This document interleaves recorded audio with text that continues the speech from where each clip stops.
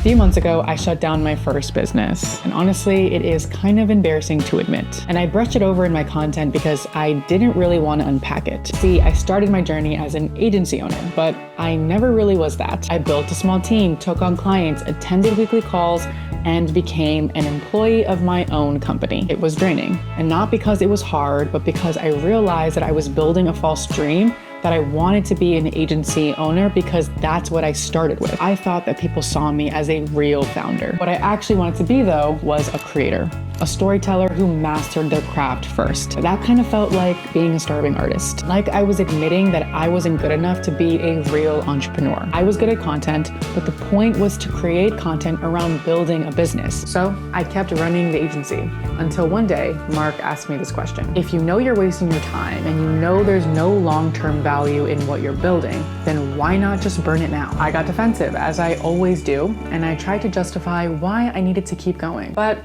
I knew he was right, and burn it down I did. So I ended nearly all of my contracts, let go of team members, and I'm not gonna lie, I was terrified at the time of having all those conversations. I even tried to find ways that I could avoid doing them over a call because I was that scared. But I knew that this was really important for my growth, especially if I wanted to become a real founder after all, right? The truth is, so many of us are writing out our lives trying to validate the versions that we think people have of us. But what about the versions of us that we're destined to become? If what you're doing right now isn't what you'd be doing in 5 or 10 years, then why are you wasting your time doing it now?